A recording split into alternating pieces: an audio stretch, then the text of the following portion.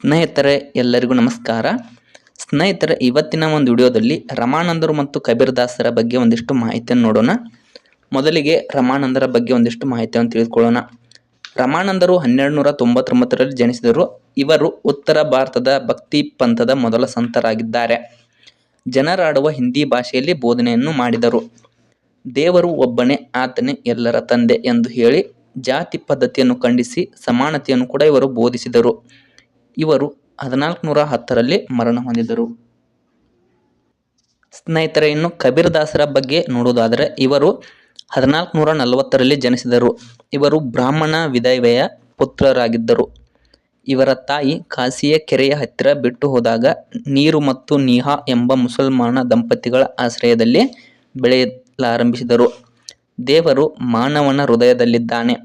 ಪ್ರೇಮವೇ ದೇವರನ್ನು ಒಲಿಸಿಕೊಳ್ಳುವ ರಾಜಮಾರ್ಗ ಎಂದು ಹೇಳಿದ್ದಾರೆ. ರಾಮ ರಹೀಮರಲ್ಲಿ ಭೇದವಿಲ್ಲ.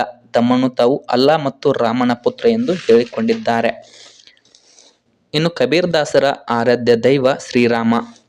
ಇವರು 2 ಸಾಲಿನ ಪದ್ಯ ದೋಹಾಗಳ ಮೂಲಕ ಜನಸಾಮಾನ್ಯರಿಗೆ ತಿಳಿ ಹೇಳುವ ಕಾರ್ಯವನ್ನು ಕೂಡ ಮಾಡಿದರು.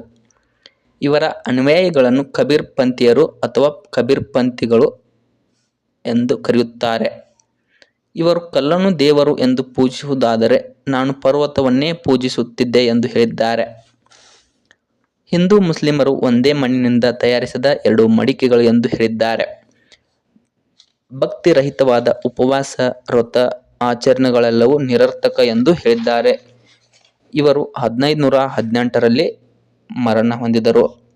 ಸ್ನೇಹಿತರೆ ಈ ಮಾಹಿತಿ ನಿಮಗೆ ಇಷ್ಟವಾಗಿದ್ದರೆ ಈ ವಿಡಿಯೋವನ್ನು ಲೈಕ್ ಮಾಡಿ. ಇಂತಹ ಮತ್ತಷ್ಟು ಮಾಹಿತಿಗಳಿಗಾಗಿ ದಯವಿಟ್ಟು ನಮ್ಮ ಚಾನಲನ್ನು ಸಬ್ಸ್ಕ್ರೈಬ್ ಮಾಡಿಕೊಂಡು ಸಪೋರ್ಟ್ ಮಾಡಿ, ಲೈಕ್ ಮಾಡಿ, ಕಮೆಂಟ್ ಮಾಡಿ, ಹಾಗೆ ಶೇರ್ ಮಾಡಿ.